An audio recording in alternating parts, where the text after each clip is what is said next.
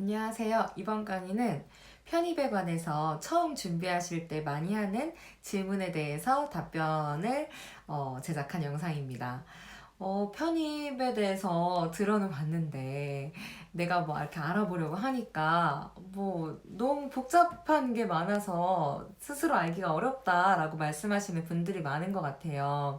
그러니까 뭐 일반 편입, 학사 편입 뭐 이런 것도 있고 또 무슨 재수 대신에도 편입을 할 수 있다더라 뭐 이런 얘기도 있고 뭐 공인영어 편입 뭐 등등등 또 막 너무 어렵대 나는 뭐 안 되는 거 아니야 뭐 등등 여러 가지 이제 시험 공부를 시작하기에 앞서 이제 편입을 할 것인가 말 것인가의 기로에서 이제 편입에 대해서 자주 하는 질문들을 몇 가지 제가 요약해 보았으니까요. 함께 보도록 할게요. 자, 먼저 아무래도 가장 많이 해주시는 질문 중에 하나가 그거예요. 일반 편입과 학사 편입의 차이가 무엇인가요? 이런 질문을 이렇게 많이 해주시는 것 같아요. 일단 일반 편입과 학사 편입은 쉽게 얘기하면 전형의 차이다라고 보시면 좋을 것 같아요. 제가 조금 더 상세하게는 여러분 너무 헷갈리지 않을 정도로 조금 이따 설명드리고요. 먼저 브로드하게 설명드리면은 일반 편입은 전문대학을 졸업하시거나 혹은 2년에 준하는 학점이 있으시면 지원할 수 있고요. 그리고 학사 편입 같은 경우에는 4년제 대학을 졸업을 하시거나 뭐 사이버대든 방통대든 다 괜찮아요. 혹은 4년에 준하는 학점을 갖고 계시면 지원을 할 수가 있습니다.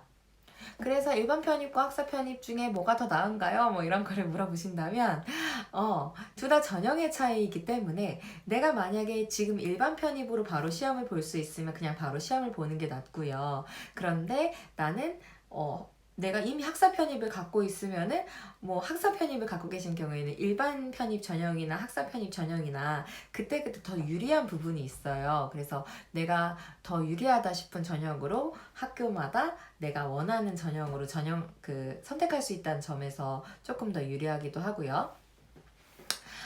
그리고 학사 편입 같은 경우는 아무래도 학사 편입을 갖고 있는 사람이 더 적겠죠. 그러니까 일반 편입이 보통 학사 편입보다 경쟁률도 더 높고 그래서 점수 컷도 조금 더 높은 편이에요.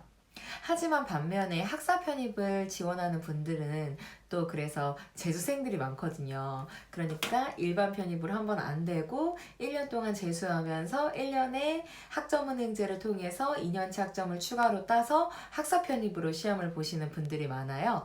그래서 이제 학사 편입 같은 경우도 재수생들이 많기 때문에 뭐 무조건 절대적으로 일반 편입보다 쉽다, 점수가 낮다 라고만 할 수는 없어요. 아마도 상위권 학교에서는 일반 편입이든 학사 편입이든 둘 다 비등비등하게 점수 컷도 높고 경쟁률도 굉장히 높을 거예요. 다만 학사 편입을 갖고 있으면 그래도 학사 편입이 더 유리할 때가 분명히 있으니까 그리고 조금 더 중위권 하위권 학교에서는 조금 유리한 편이 더 많고요.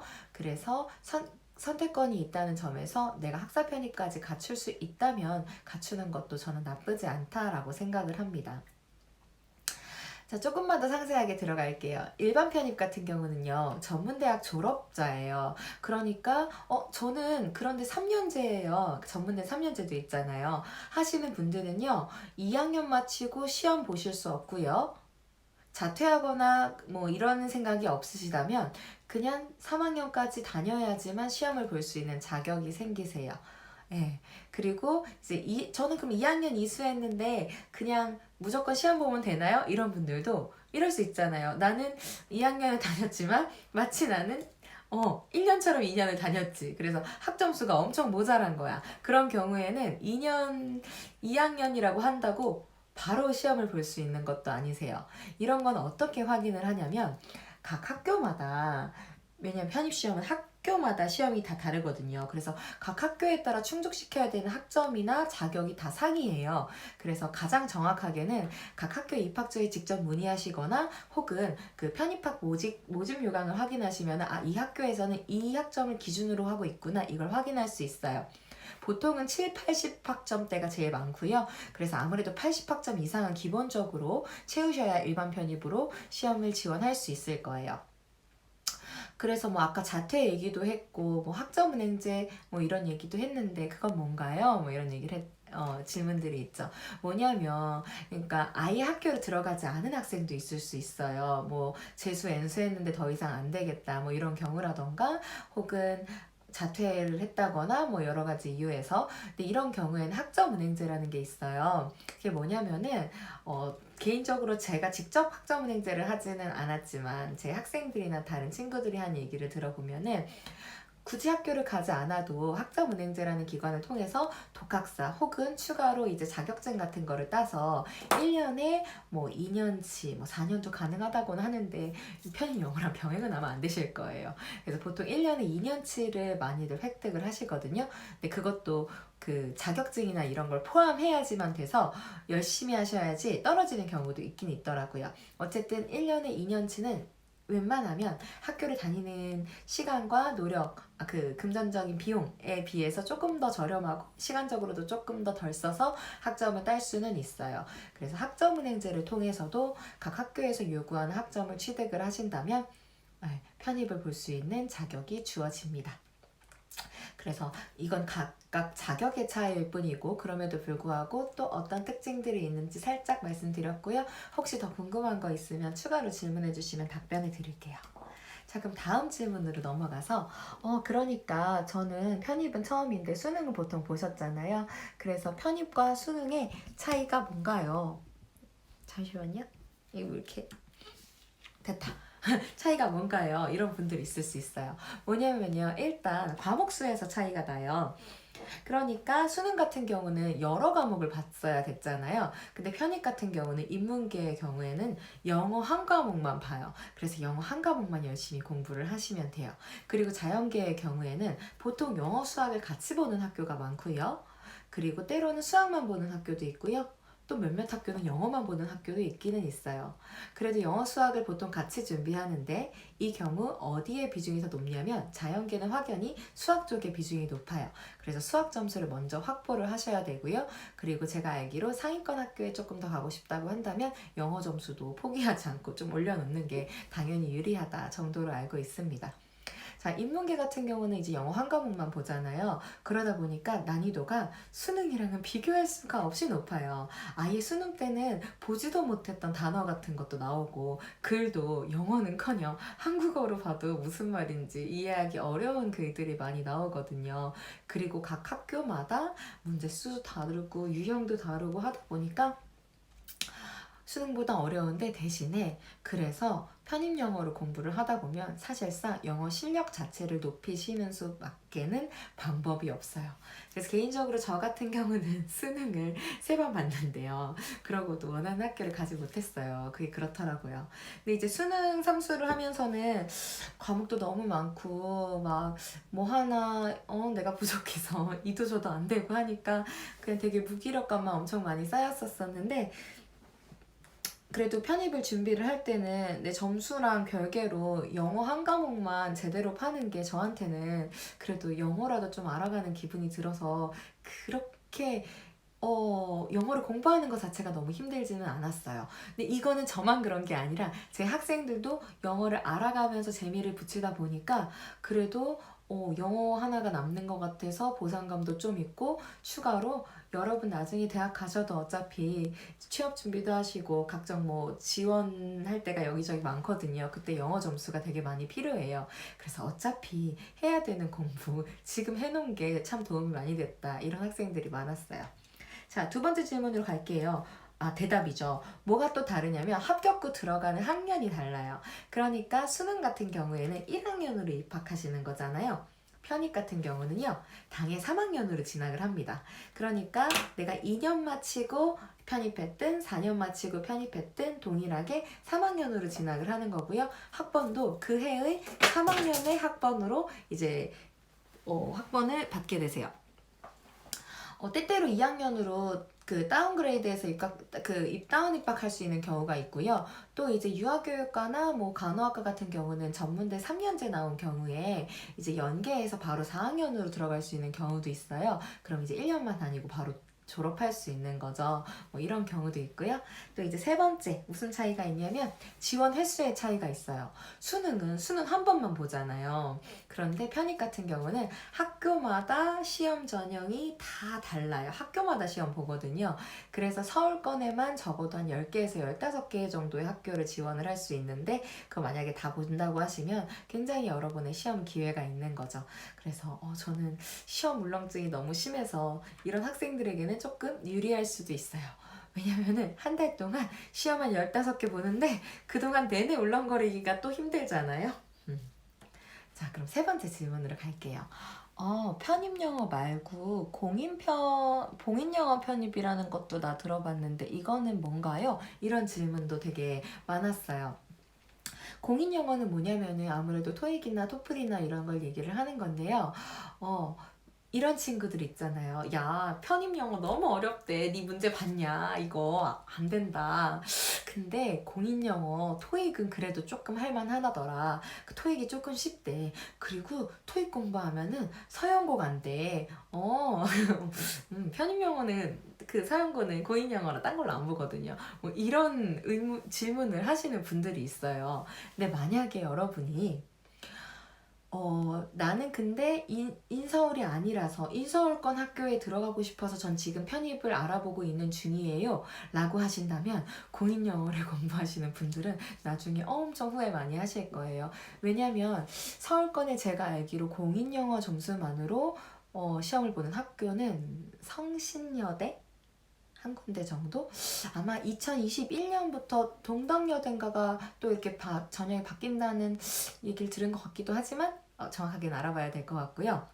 그럼 나머지 학교는 뭐나요? 그러니까 뭐 서울대, 연대, 고대, 뭐 시립대, 경희대 뭐 이런 데가 공인영어를 보는데 그 학교들은 공인영어는 그냥 자격 정도로 그냥 체킹만 하는 거고 사실은 1차에서 논술을 보고요. 2차에서 면접을 봐요. 그래서 이 학교들은 논술 면접으로 들어가는 거지 공인영어로 들어가는 게 아니에요. 자, 그리고 여기서부터는 제 지극히 주관적인 의견인데요. 저도 그렇지만 제 학생이나 제 주변에도 이런 학교들을 합격한 친구들이 되게 많잖아요. 그러면은 예를 들면 그 고려대 국제학부 붙었다는 제 학생만 봐도 그 학생이 학점은행제 출신이에요. 대학 자퇴하고 학점은행제로 중앙대 경영학과를 들어갔거든요. 그리고 중앙대 경영학과를 진학한 다음에 그 다음에 고려대 국제학부를 지원해서 붙은 거예요. 이게 무슨 말이냐면 그 학생은 절대로 학점은행제를 통해서 고려대를 붙은 게 아니죠. 그 학생은 이미 그렇죠. 그리고 저만 해도 저도 전문대를 나왔지만 전문대를 나와서 한양대를 졸업한 다음에 이제 서울대를 또 진학을 한 거였잖아요. 그러니까 저는 전문대를 나와서 바로 서울대를 들어간 게 절대로 아니랍니다, 여러분. 그리고 제 주변에서 이제 합격한 다른 친구들을 보면 그 친구들은 보통 이제 공인영어는 이미 있었고 사실 공인영어 점수가 막 그렇게 높은 경우도 있지만 별로 안 높은 경우도 많아요. 예, 아마도 뭐 학교 다닐 때 뭐 학교 때문이 아니라 학교 다닐 때 공부해서 그렇겠지만 그런 다른 이유로 논술 면접을 잘 봐서 들어갔을 확률이 높겠죠? 뭐 어쨌든 자, 그래서 만약에 여러분이 이런 이 공인영어 점수는 이미 있고 이제 논술 면접을 통해서 여기는 이 얘기 그만할게요. 아무튼 그러지 않는 이상 여러분은 보통은 그러니까 편입 영어를 준비를 하셔야 되는 거예요. 그래서 서울권에 있는 대부분의 학교들이 각 학교마다 그 학교만의 편입 영어 시험을 출제를 하고요. 그래서 그 시험을 준비해서 들어가는 게 보통 편입이다 라고 생각하시는 게 이제 보통이라고 생각을 하시면 돼요. 다른 예외적인 경우는 말고요. 그래서 네 번째 질문으로 들어갈게요. 네 번째 질문 뭐냐면 네. 저는요 학점 엄청 낮은데 괜찮을까요? 학점이 낮아도 괜찮을까요? 이런 질문들이 있어요. 네, 결론부터 말씀드리면요. 아마 괜찮을 거예요. 왜냐하면 이것도 개인적인 피셜이긴 하지만 왜냐하면 다양한 학생들이 편입에 지원을 하고 있잖아요. 그러니까 전문대생, 전산원생, 뭐 자퇴생, 그리고 해외 대학 출신 학생들도 있고요. 그리고 뭐 학점은행제로 이제 오는 학생들 등등 다양한 학생들이 있잖아요. 근데 이 학생들을 너는 뭐 4년제 다니니까 점수 받기가 어려웠겠다. 너는 학점은행제니까 점수 좀 더 쉽게 받은 거 아니야? 이래서 막 누구는 가산점 주고 누구는 감산하고 이러면 되겠어요? 안 되겠어요? 안 되겠죠? 근데 그렇다고 얘네들을 다 똑같은 기준으로 해서 점수 배점을 엄청 크게 두면은 또 그게 공정하겠어요? 공정하지 않겠어요? 공정하지 않겠죠. 여러분, 모든 시험에서 가장 중요한 거는 사실 공정성이에요. 그래서 학점은 이런 이유에서 아마 주요한 준거가 되기가 아마 어려울 것 같습니다. 그래서 저는 아마도 단어 공부 열심히 해서 영어 한두 개 더 맞추는 게 중요하지 않을까? 그럼 또 이러죠.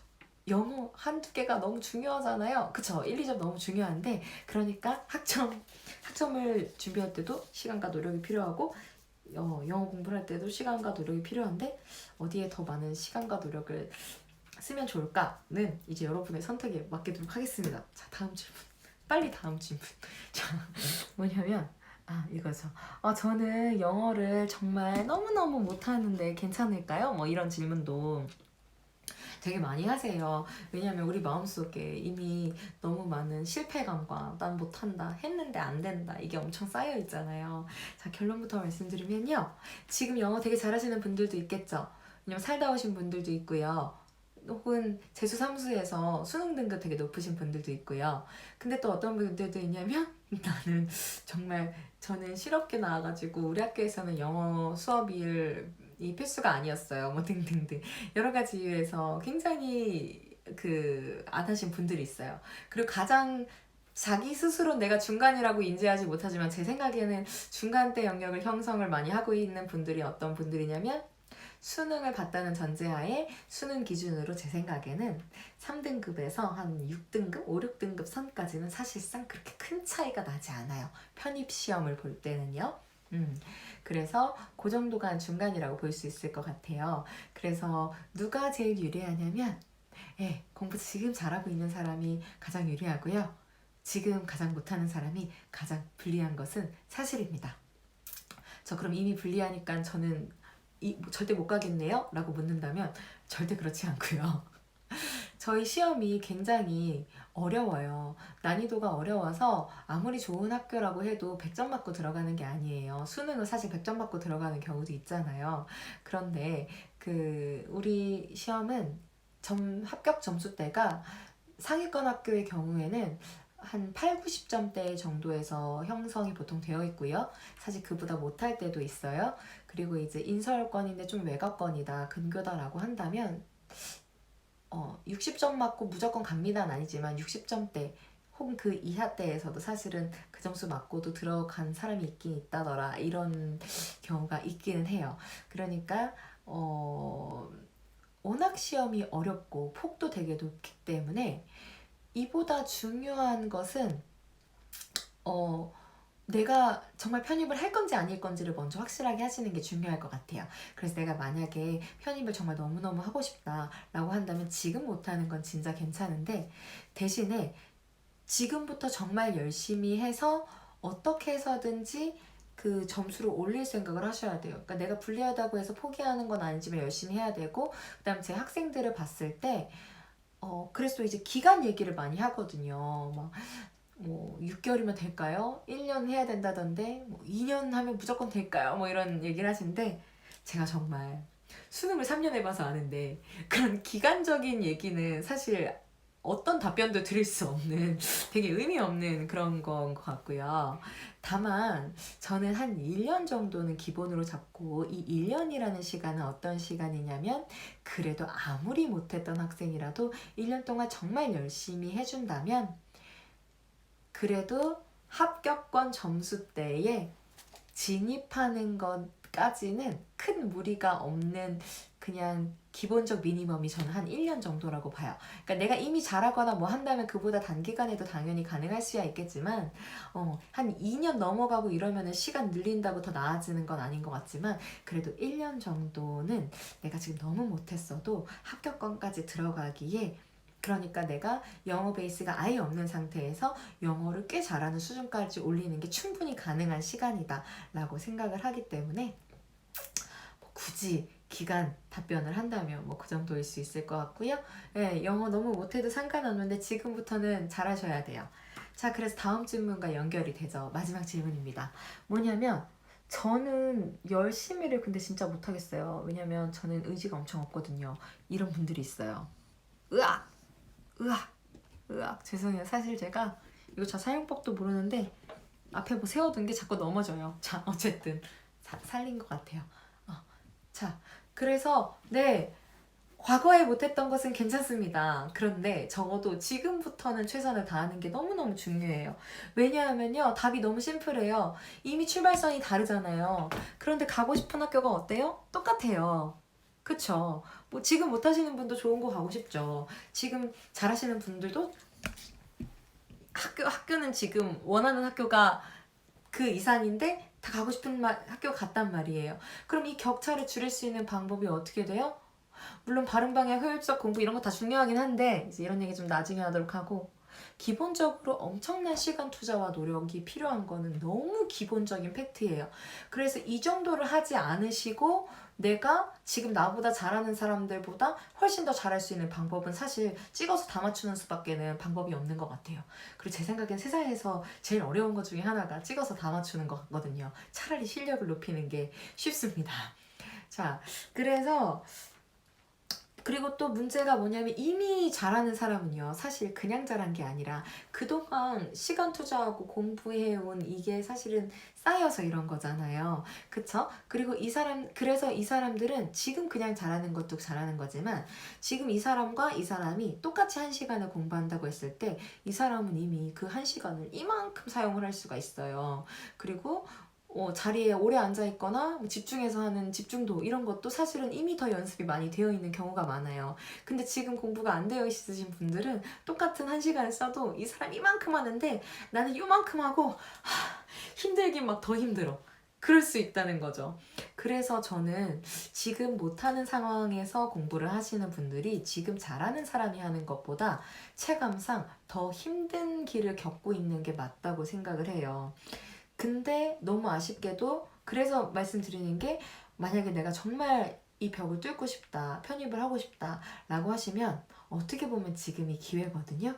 그래서 지금부터라도 정말 시간과 투자와 노력을 지금 내가 하는 만큼 하면 안 되고 그 이상으로 열심히 해주시면 제 학생들을 봤을 때 가능은 하더라.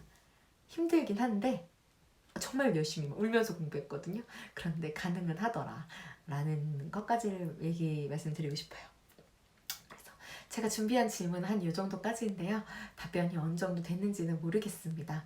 자, 그래서 혹시 더 궁금한 거 있으시면은 질문 주시면은 제가 최대한 답을 달아보도록 하겠습니다. 자, 그러면 여러분 영상 보아주셔서 감사하고요. 파이팅입니다.